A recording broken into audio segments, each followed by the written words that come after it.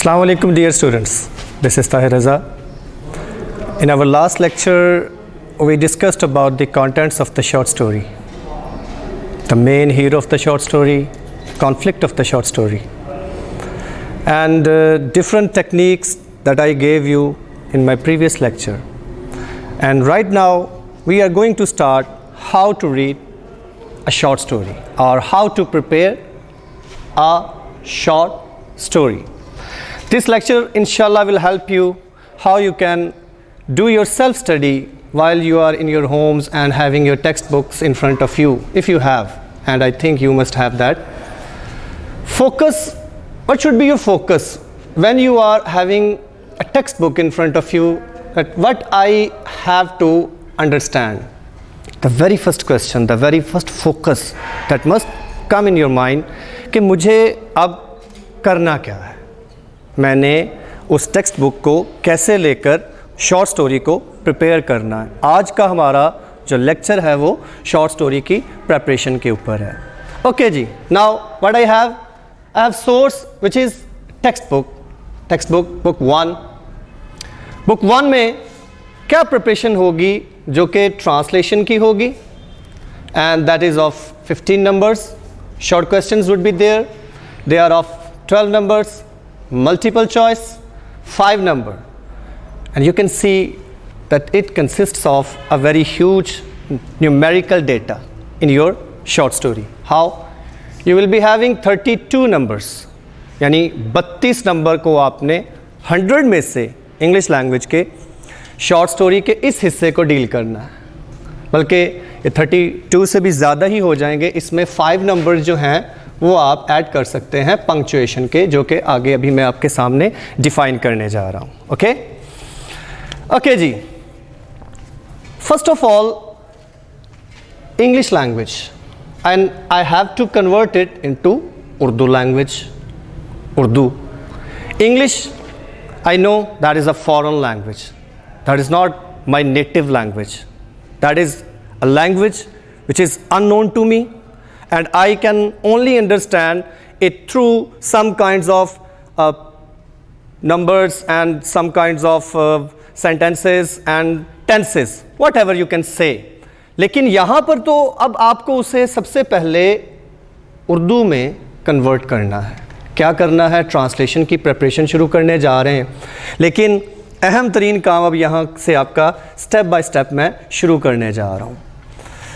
For example, अगर एक word है मेरी फॉरेन लैंग्वेज में, इंग्लिश लैंग्वेज में टेबल का है, टेबल, तो अब मेरी मुकामी ज़ुबान में, मेरी लोकल लैंग्वेज में ये एक मेज़ है.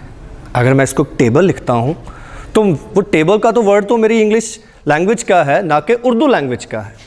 अब आप रोज़ ये लिखते रहते हैं, कभी आपने इस पे फोकस नहीं किया, जबकि ये वाली सारी की सारी एक्सरसाइज आप 9 से भी कर रहे हैं, 10th से भी कर रहे हैं. अब फिर दोबारा जाके आपका इसका सामना हो रहा है किसमें? फर्स्ट ईयर में जाके. अब फर्स्ट ईयर में आके आपको 15 शॉर्ट स्टोरीज़ में से जस्ट एक पैराग्राफ करना है. 15 शॉर्ट स्टोरीज़ में से एक पैराग्राफ आना है, और वो भी कितने नंबर का? 15 नंबर का, 15 नंबर्स का. तो वो 15 नंबर इतने आसान नहीं है कि जो मुझे गलतियां करके मिल जाएंगे. सबसे पहले मैं उसको समझूं तो सही कि मुझे अपने उस प्रिपरेशन को भी माइंड में रखना है, स्टोरी को भी समझना है, और मुझे उसके साथ साथ अपने इम्तिहानी नुक्ता निगाह के साथ अपने पेपर को अटेम्प्ट भी करना है. तो उसमें अब मुझे सबसे पहले जो चीज़ आपके सामने रखनी है वो है ट्रांसलेशन के बारे में. In Pakistan we use GTM, it is called grammar translation method.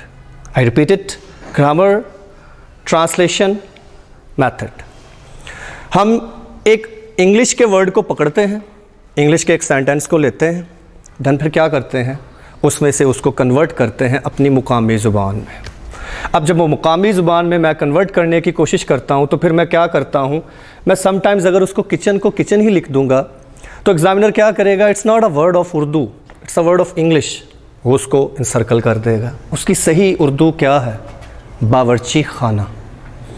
Kitchen नहीं है, किचन की उर्दू बावर्ची खाना है.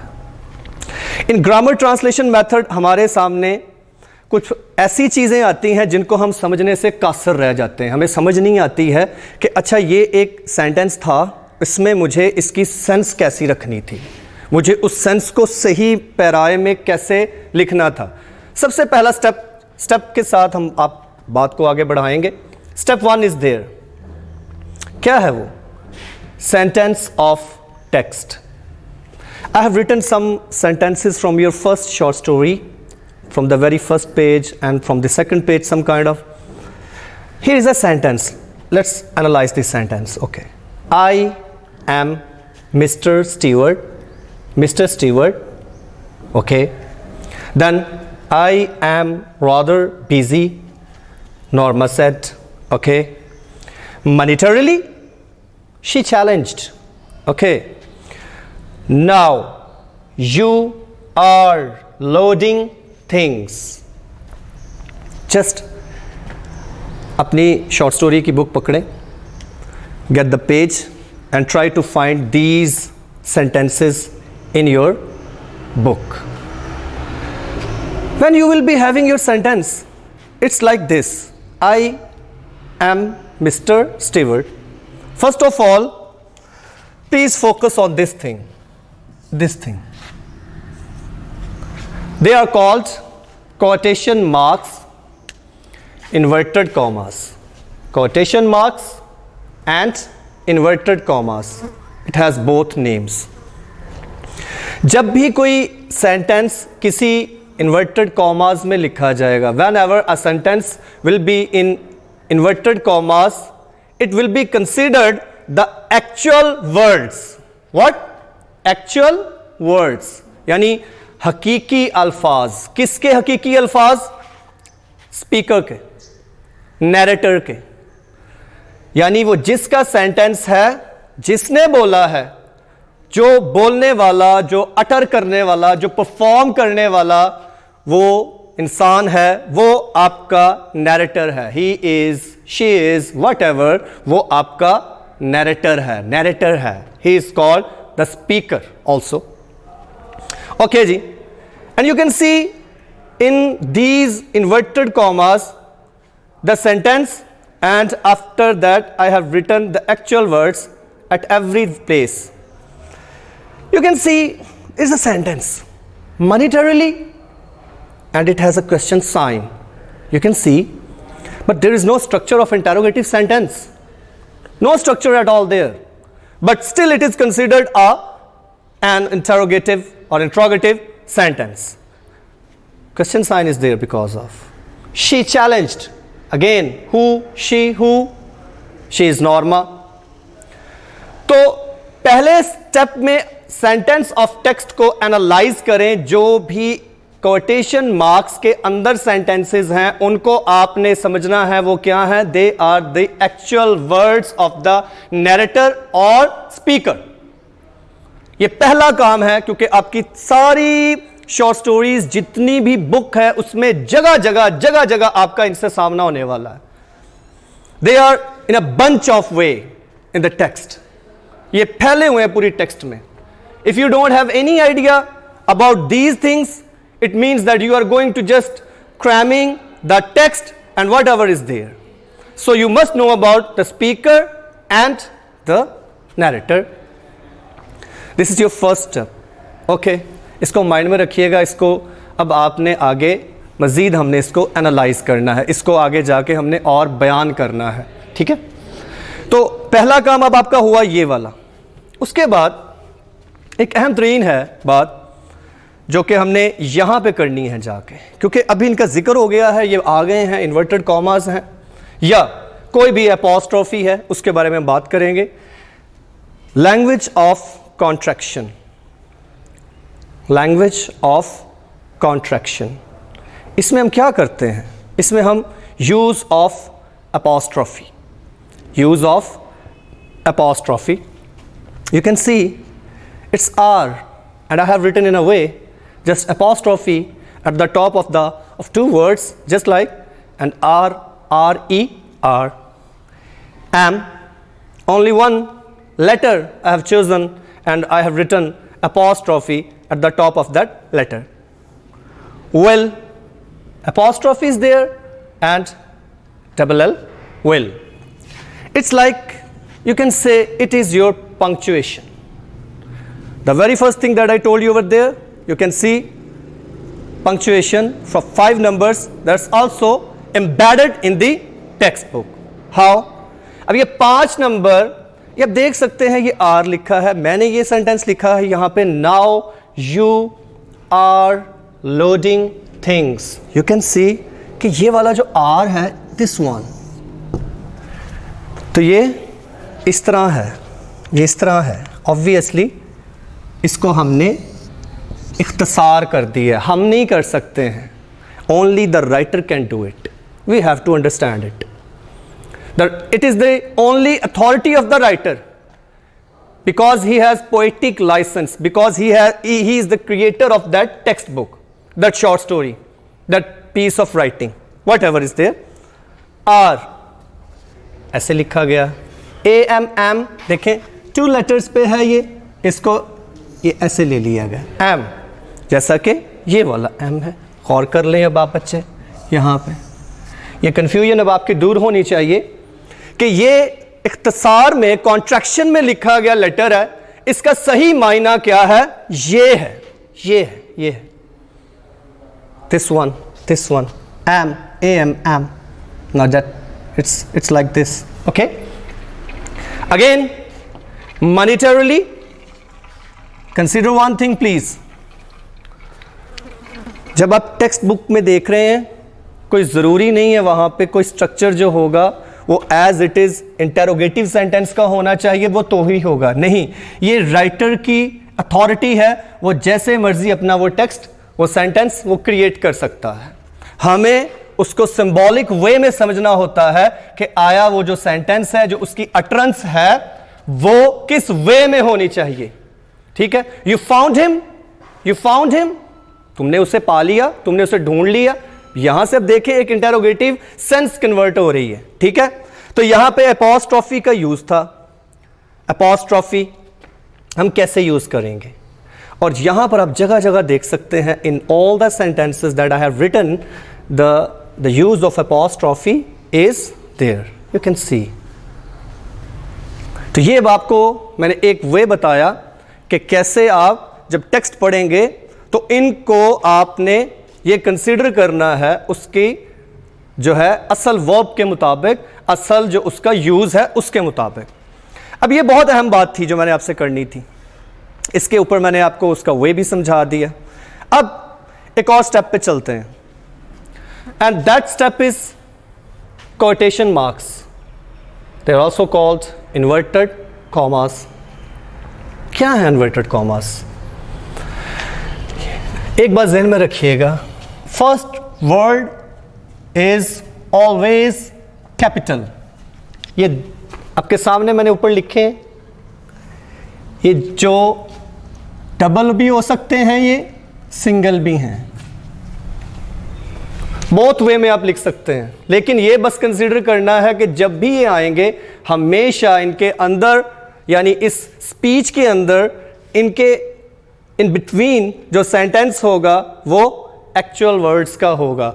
और यही वो चीज़ है जिससे आपने अपने एसेज लिखने हैं, यही वो चीज़ें हैं जिससे आपने अपनी मॉरल स्टोरीज को लिखना है. क्योंकि अगर आप पास्ट में कोई आर्टिकल लिख रहे हैं, आपको प्रेजेंट का रेफरेंस देना पड़ गया है, तो वहां पर भी आपको कोटेशन मार्क्स का इस्तेमाल करना पड़ेगा. कोटेशन मार्क्स के अंदर आप अपना सेंटेंस पास्ट में जो अगर पहले चल रहा है उसको प्रेजेंट में लाना जरूरी है, उसके एक्चुअलिटी को लाना जरूरी है. तो मेरा बेटा आपको वहां पे पंक्चुएशन मार्क्स का इस्तेमाल करना पड़ता है, कोटेशन मार्क्स का इस्तेमाल करना पड़ता है, या इनको आप कह सकते हैं इन्वर्टेड कॉमास का इस्तेमाल करना पड़ता है. Now these things are very necessary for you to understand कि अब मैं अपनी शॉर्ट स्टोरी में जब पढ़ रहा हूं तो मुझे पता है इन्वर्टेड कॉमास के अंदर वाले सेंटेंस के को मैंने एक्चुअल वर्ड समझना है, फिर उसको मैंने स्पीकर समझना है जो उसको परफॉर्म कर रहा है. अब जब आप कोई सेंटेंस उर्दू में कन्वर्ट करेंगे, लिखेंगे, you must know about the context कि आपका वो सेंटेंस बोलने वाला, परफॉर्म करने वाला, उसकी अटरेंस करने वाला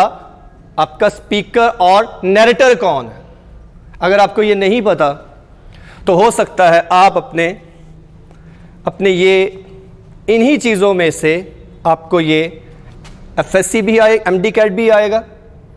ये टेक्स्ट को इतना फजूल मत जानिएगा, क्यों इसके ऊपर इतना फोकस किया जा रहा है, क्योंकि ये वो सारा मवाद है जो आपको इन्हीं में से सेंटेंसेस जो आएंगे। आपकी टेक्स्ट बुक अगर आपने अच्छी पढ़ी है, क्योंकि ये बहुत अच्छा टाइम है, आपको टेक्स्ट बुक पढ़नी चाहिए, आपको उनकी प्रैक्टिस करनी चाहिए, तो फिर आप कह सकेंगे कि आप उनमें से कोई भी सेंटेंस को डील कर सकते हैं, जो अभी मैं आपके साथ एंड पे करूंगा जाके कि वो कौन सा सेंटेंस है, उसमें कैसे MD-CAT भी इसी स्टोरी में से आपको वो सेंटेंस आया हुआ है। ठीक है, तो बेटा ये ज़्यादातर एक्चुअलिटी को समझने के लिए आप कह सकते हैं these two personal pronouns are used, these two, I and we, first person you can say, ये वाले जो हैं, क्योंकि ये फर्स्ट पर्सन यही बनेगा जो अपने बारे में खुद बोलेगा, खुद बात करेगा अपने बारे में।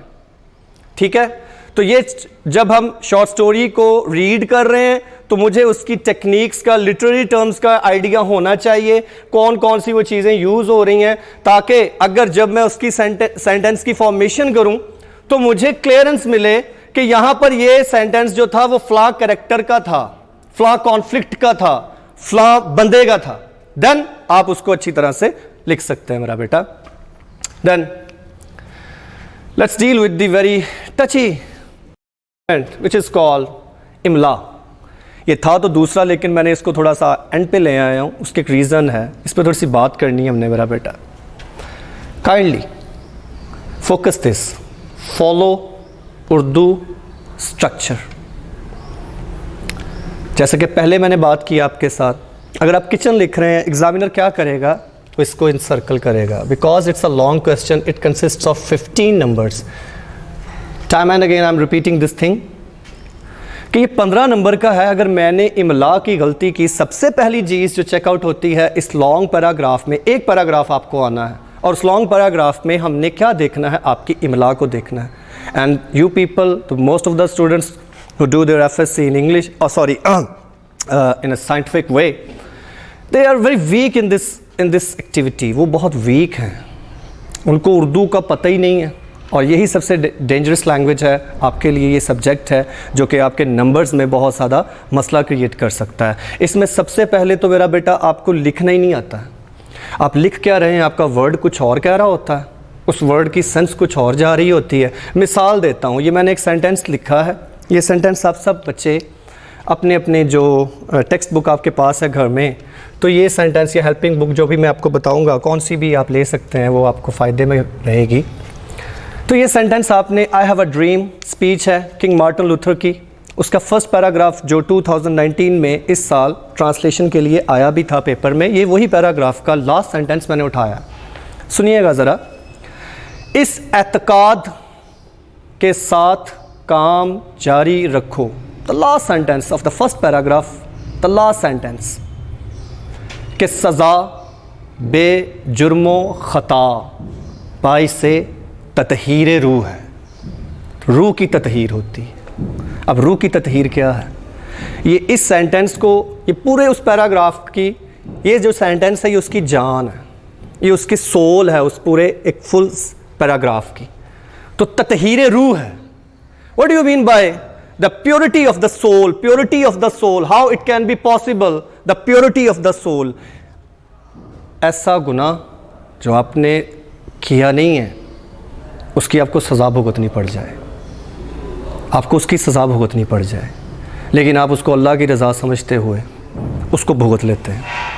अब ये आपका जो कर्ज़ है ना, ये गॉड पे चला गया, उसने उसका आपको रिटर्न देना है। इस दुनिया में दे, हेयर आफ्टर अगली में जाके दे, ये उस पर डिपेंड करता है। आपकी जो रूह है उसको पाक कर दिया गया है। जब नीग्रूज कत्ल हो रहे थे, मारे जा रहे थे अमेरिका में, तो जब उस वॉर के बाद, सिविल वॉर के बाद, जब वो हालत ज़ार थी नीग्रूज की, वो बहुत बुरी थी, पिटिएबल थी। देन वो जो नीग्रूज वहाँ पे इकट्ठे हुए थे, उस स्पीच में जब मार्टिन लूथर किंग उनको ये कहता है कि जाओ और जो कुछ तुम्हारे ऊपर जुल्म हो रहा है अगर उसको तुम सह जाते हो तो इससे क्या हो जाएगा कि तुम्हारी रूह जो है वो पाक हो जाएगी और तुम एलिविएट हो जाओगे गॉड की नज़र में। तुम उस जगह से हटो नहीं, यहां जहां पर जुल्म बर्बरियत जबर होता है अगर आप उसको सह लेते हैं तो आपका नाम ऑब्वियसली उन शहदा में आ जाता है। आप भाग खड़े होते हैं तो ऑब्वियसली आप बुज़दिलों और जो है वो ट्रेटर्स उनमें आ जाते होते हैं। तो that is the structure of this sentence. तो ये कैसे बनेगा, उसके लिए आपको first of all you have to underline the difficult words. For example मैंने वोकैबुलरी लिखा है यहाँ पे, रिडेम्पटिव, रूह को पाक करने वाला, वो उसी सेंटेंस का जिसका मैं जिक्र कर रहा हूँ उसी ही का ये वर्ड है रिडेम्पटिव, पाक करने वाला। अब एक बंदे को पता ही नहीं है रिडेम्पटिव का मीनिंग क्या है। ये वो काम है जो इस वक्त आपके पास एक हाई टाइम है, टेक्स्ट बुक पकड़ें, कोई भी हेल्पिंग बुक आपके पास है, सनशाइन है, लर्नर है, एडवांस्ड है, कोई भी है, whatever is there, just get your rough register, अपना रफ रजिस्टर पकड़ें और पहली स्टोरी को रीड करें। जो भी मैंने जो उसमें चीज़ें पहले डिस्कस हो गई हैं पहले उसका एक डायग्राम बनाएं, देन उसके बाद इस लेक्चर को ज़रा गौर से सुने और फिर मेरा बेटा इन इंस्ट्रक्शंस को ज़रा फॉलो करें। डिफ़िकल्ट वर्ड को आपने अंडरलाइन करना है, उसका मीनिंग देखना है। ये बहुत अच्छा टाइम है आपके पास घर में करने के लिए। आप अपनी रूटीन बना ले मेरा बेटा, कौन सा लेक्चर कौन सा आपने सब्जेक्ट पढ़ना है उसको लेकर, तो उसको जो टाइम देना है उसमें करना क्या क्या है। टेक्स्ट पढ़ रहे हैं तो ऑब्वियसली उस सेंटेंस को जानने के बाद मुझे उसके डिफ़िकल्ट वर्ड को अंडरलाइन करना है। देन मुझे उर्दू मुकामी ज़ुबान मेरी जो है उसमें उसको कन्वर्ट करना है इजी वे में। अगर मुझे आता है इजी वे में मैं कर सकता हूँ, मैं उसका आसान लफ्ज़ उससे कुछ ले सकता हूँ, आपको अथॉरिटी आप ले लें, यूज़ करें। लेकिन पैराग्राफ लिख के देखेंगे, अगर आपका वो वर्ड आपका अपना दिया गया वर्ड उर्दू का उसमें ठीक हो जाता है, सेट हो जाता है, एडजस्ट हो जाता है, सेंस बनती है, एक कॉन्टेक्स्ट बनता है, एक कॉन्टेक्स्ट बनाना है आपने। You have to make a context of that paragraph. वो बर्फ बनता है अगर आप उसके बिगनिंग मिडल और एंडिंग जहाँ से वो लिया है, जहाँ से फॉर एग्जांपल यहाँ पे वो जाके जब अपने हस्बैंड से बात कर रही होती है नॉर्मा, तो इस पैराग्राफ में आप जाएंगे आप देख लेंगे तो वो अब उसमें उनको जब वो कहता है कि ये हो जाएगा वो हो जाएगा, कोई मर जाएगा, तो अब वो थोड़ा सा जाके ना थोड़ा सा फील करती है कि मेरा हस्बैंड को ज़्यादा ही बात को चढ़ा के पेश कर रहा है, तो कहती है now you are loading things. अब तुम चीज़ों को बढ़ा चढ़ा रहे हो, बहुत ही ज़्यादा उसको ऊपर लेकर जाने की कोशिश कर रहे हो। Now the intensity of the sentence is there. Okay, so in my this segment you have to follow the native language of Urdu. आप उसके लिए उस पैराग्राफ की उर्दू पढ़ सकते हैं, पहले उर्दू पढ़ लें ताकि आपको उसका आइडिया हो जाए। डिफिकल्ट वर्ड को अंडरलाइन करके उसका मीनिंग देखें मेरा बेटा, देन उसको काइंडली उर्दू के स्ट्रक्चर में रहते हुए फॉलो करना है, ना कि इंग्लिश में चले जाएं। तो ये आपको उस GTM में ग्रामर ट्रांसलेशन मेथड में इसको फॉलो करना है, तो ये आपकी रहनुमाई करेगा। और अब ये इतना कर लेने के बाद एक सेंटेंस बोलना चाहूँगा आपके साथ मेरा बेटा at the concluding stages of my lecture. Practice makes a man perfect. Practice makes a man perfect. आप प्रैक्टिस करेंगे, आप एक पैराग्राफ पढ़ेंगे, एक पैराग्राफ को रिवाइज कर लेंगे, उसका आइडिया ले लेंगे, वहाँ से अपनी हेल्पिंग बुक से ले लें या ख़ुद से लिखने की कोशिश करेंगे, तो मेरा बेटा एक पैराग्राफ को आपने लिखना है, 10th की तरह नहीं जो आपने पूरा एक रट्टा लगाया था या जो भी किया था उसको आपने करके और सोच लिया मुझे ट्रांसलेशन आ गई। अब यहाँ पर पहले तो समझे तो सही ना ट्रांसलेशन हो कैसे कैसे रही है। और जो उर्दू का सेंटेंस अगर इंटेरोगेटिव है तो ऑब्वियसली वो इंग्लिश में भी इंटेरोगेटिव है। अगर इसको आपने उर्दू में ट्रांसलेट करना है तो obviously it's an interrogative sentence, ये वाला ऑब्वियसली। अब ये जहाँ भी लिखा गया आपकी तरफ से जहाँ लिखेंगे वहाँ पर इसने इंटेरोगेशन की फॉर्म में चले जाना है। तो फिर आप उसकी प्रैक्टिस करेंगे तो आप कह सकते हैं आपकी सेंस 80% भी उस पैराग्राफ के साथ मिलती है, तो फिर आपका वहाँ पे काम जो है वो पूरा हो जाता है। अब गौर करें मेरा बेटा, 15 नंबर की ट्रांसलेशन के लिए ये डिस्कशन हमने की है। At the end of the short story in the exercise you will see the short questions are there, वो आपने प्रिपेयर करने हैं। वो 10 क्वेश्चंस हैं इस फर्स्ट शॉर्ट स्टोरी के, वो आपने प्रिपेयर करने मेरा बेटा, उसके ऊपर हम बाद में बात कर लेंगे थोड़ी सी मज़ीद, लेकिन ये आपका मैथमेटिकल पोर्शन है। मल्टीपल चॉइस, जब आप एक्सरसाइज के एंड पे जाएंगे, एक्सरसाइज के एंड पे स्टार्ट पे ही आपको क्या मिलेगा, मल्टीपल चॉइस मिलेगी। यानी टेक्स्ट बुक की एक्सरसाइज जैसी ख़त्म होगी, एक्सरसाइज आएगी इसकी टेक्स्ट बुक की दूसरी, तो आप देखेंगे उसमें मल्टीपल चॉइस भी आएंगे मेरा बेटा, मल्टीपल चॉइस। यानी 4 questions, 4 statements are there and you have to pick the correct one, okay. तो उसमें करेक्ट वन को आपने इनसर्कल करना है, ओके करना है। तो आप देखेंगे अगर आपने अच्छी टेक्स्ट पढ़ी है तो मैं आपको यकीन दिलाता हूं टेक्स्ट लाजमी पढ़िएगा, क्योंकि पिछले 4 से 5 सालों में एग्जामिनर जो है उसको चूंकि टेक्स्ट से सरोकार है, टेक्स्ट के साथ एवरीथिंग इज टेक्स्ट, उसने पिछले कई सालों से मल्टीपल चॉइसेस जो हैं वो जरूरी नहीं है कि टेक्स्ट बुक में से उसके एक्सरसाइज में से लिए, बल्कि उन्होंने वो जो उसके अंदर हम पढ़ते पढ़ते इंपॉर्टेंट चीजों को एनसर्कल करवाते हैं, हमारे यहाँ गैरिजन में भी, आप भी करेंगे घर में बैठ के, उनमें से आपके मल्टीपल चॉइसेस बने हैं। और पूरी टेक्स्ट पढ़नी है, क्योंकि इसके 2 फवायद हैं आपको। एक तो आपको एग्जामिनेशनल पॉइंट ऑफ व्यू से भी देखना है, दूसरा 2 साल के बाद आपका इस चीज से पाला पड़ेगा जिसके आप ख्वाहां हैं, जिसके आप ख्वाहां हैं, इस चीज के साथ आपने देखना है। मैंने एक सेंटेंस आपका फर्स्ट शॉर्ट स्टोरी के दूसरे पैराग्राफ के स्टार्टिंग से उठाया है और ये पैराग्राफ आपका आया हुआ है, ये सेंटेंस आपका आया हुआ है। करना क्या होता है, एमडी कैट में हमने एक सेंटेंस दिया गया होता है, उसको 4 पार्ट्स में डिवाइड कर दिया जाता है।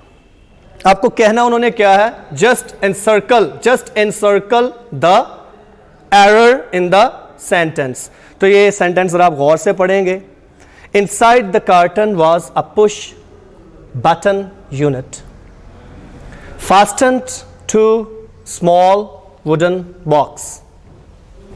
आप अपने घर में चेक करें इसमें कहाँ पे इंसर्कल करना है आपने, कहाँ पे एरर है।